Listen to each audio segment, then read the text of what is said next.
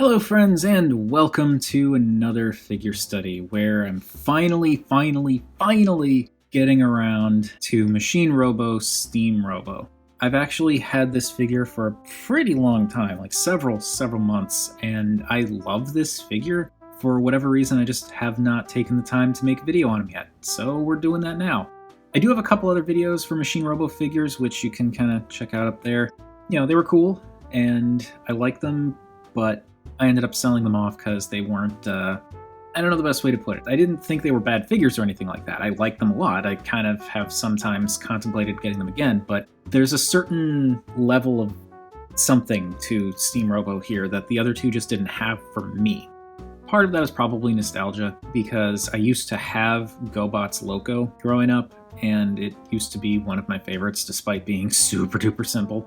I don't know. I had Leader 1, the blue and gray version, not the regular gray version, but yeah, for some reason, those two didn't stick with me like this guy did. And I think part of it too is the fact that this guy's transformation is not as slightly irritating as Eagle Robo's transformation was.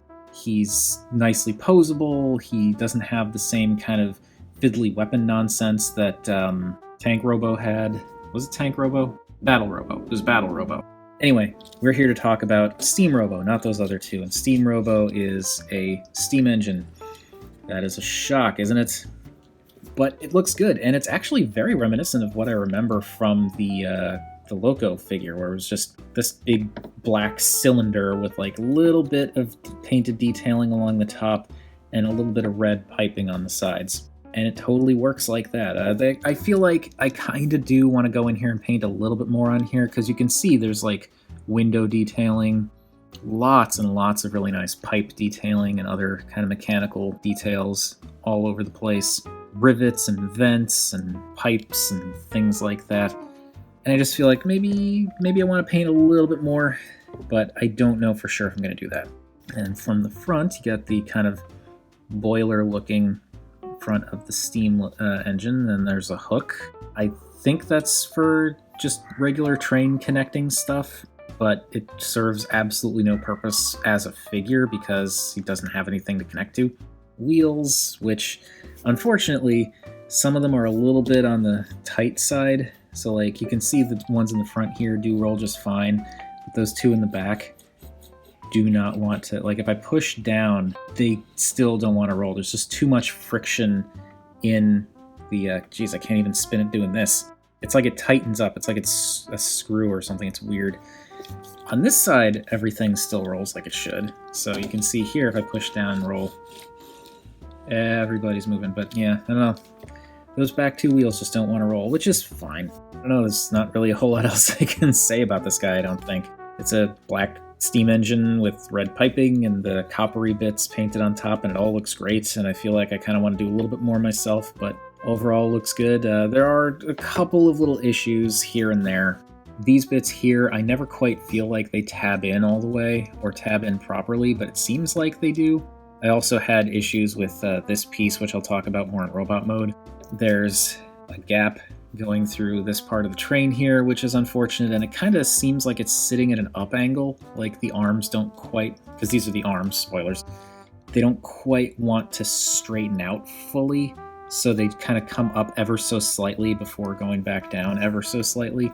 And there are certain aspects to the transformation that I feel like are a little bit annoying, like getting this chunk popped off when going from robot to train is a little bit tough. I'll talk about it more in robot mode, but yeah, not without its problems, but still looks great and is fun to mess with. And I do have the stand and all those extra pieces, but I'm not going to go over them because that's just how I do. Anyway, moving on to size comparisons.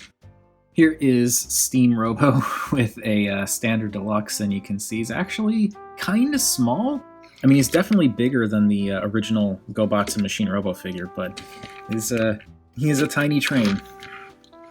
It doesn't bother me, it's just something to note. And here he is, actually being dwarfed by the duck tank.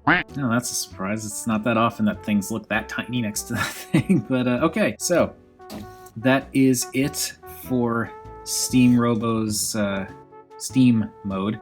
So let's look at his Robo mode.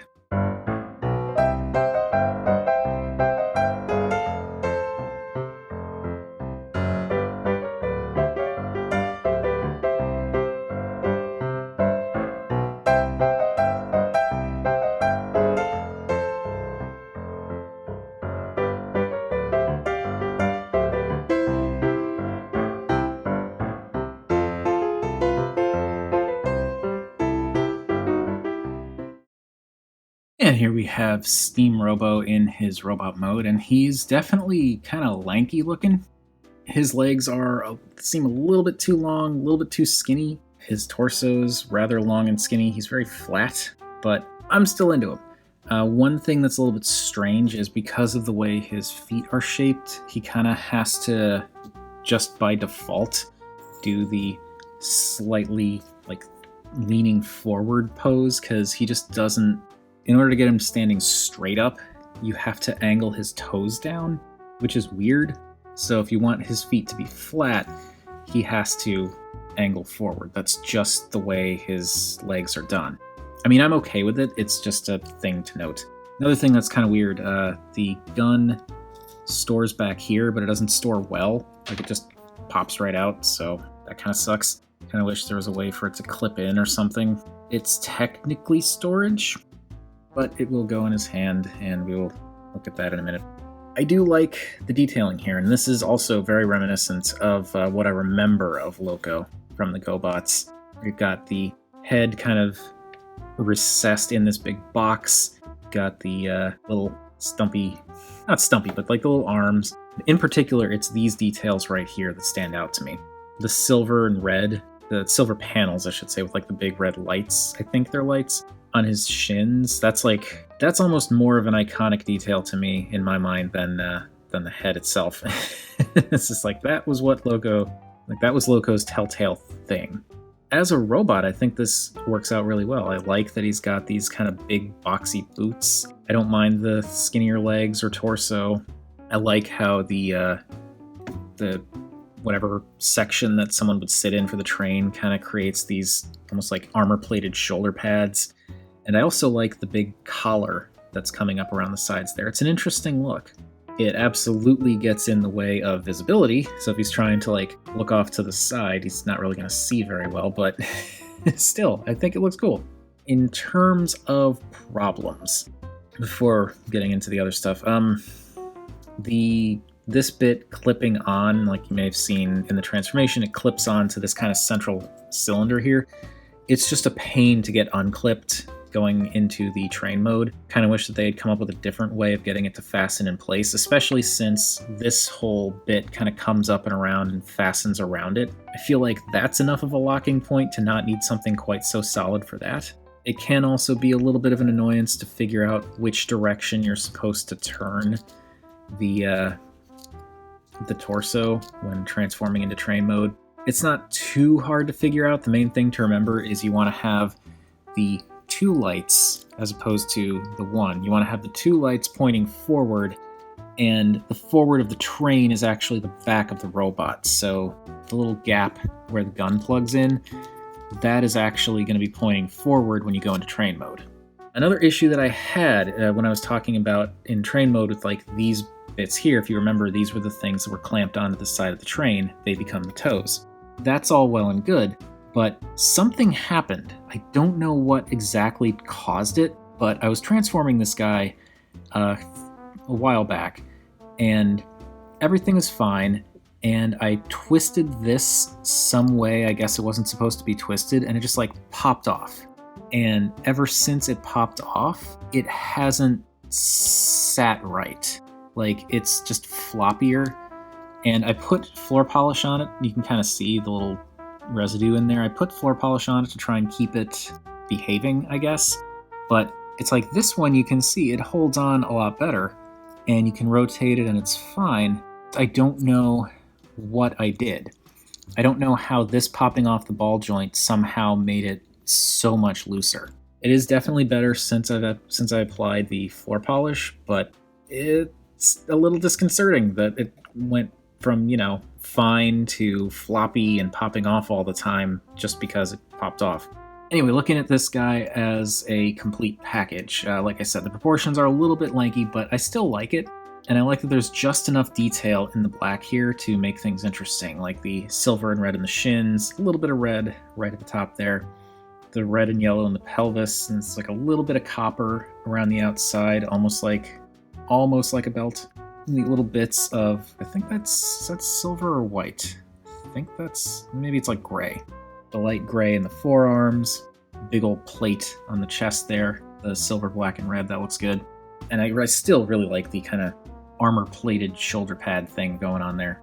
And the way that these bits kind of come down a little, almost like gauntlet pieces covering the fists. I don't know, it's neat. Looking at the head, I think this is supposed to be like a conductor's cap or something like that for part of the head design, which does work. The bright yellow on the sides adds some, I think, probably much needed color and interest to the head design. And you've got the silver face with the red eyes, which work really well on the black. It does sit recessed inside these kind of collar pieces, but I feel like because of the yellow over, I guess, what would be ears, that does definitely help to make this look like a head nestled inside a big collar rather than a big boxy head. And breaking from tradition, gonna look at the accessory, the weapon accessory anyway, not the stand, because it's the same as every other Machine Robo stand.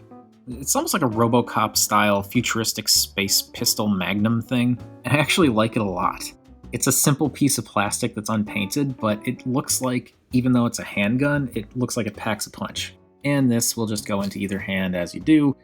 And you actually, I'm surprised, but there is actually a ball joint on the hand there. So you can get, like, in addition to the in and out for the joint there, you actually get the rotation and the wiggle, which works really well. You can get some pretty cool poses out of this guy.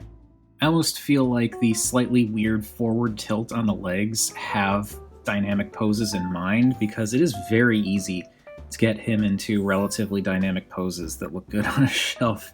And here again, you can kind of see, like, I love how the design of the arms, like the plating and stuff, it just kind of makes it look like he's got some possibly ornate but possibly functional armor kind of going up along here to protect his possibly vital bits. I don't know. I don't know how this whole thing works with the Machine Robo stuff, so I don't know how susceptible to injury they are, but I just know he poses pretty darn well and looks pretty darn cool while doing it. Anyway, let's move him off to the side here so we can do some size comparisons. Here he is with a standard deluxe, and yes, he is still definitely smaller and definitely less bulky, but he's not that much shorter. The train kind of expands and at the same time compacts in interesting ways to make the robots, so you end up with something that's a little bit taller than the train is long, and I think it kind of works. And let's bring him in just a little bit so you can see here he is next to the duck tank.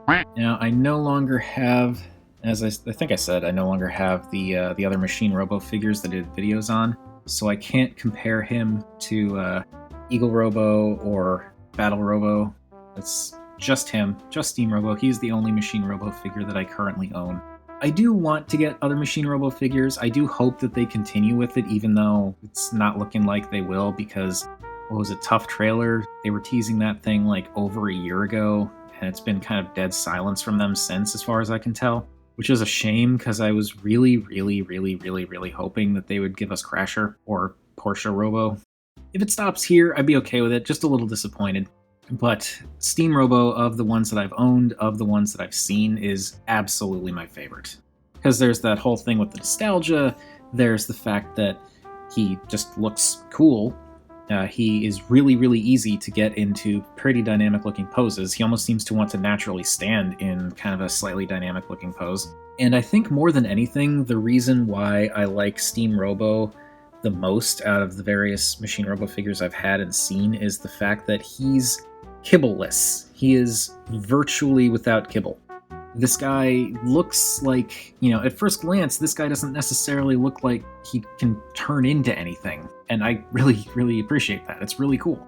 But I do believe that is going to do it for my thoughts on Steam Robo here. And as I said, I really like this guy. He's my favorite Machine Robo figure that I got. But what do you all think of Steam Robo? Whatever your thoughts, feel free to chime in down below. I always enjoy hearing from you all. And remember, art is more than meets the eye.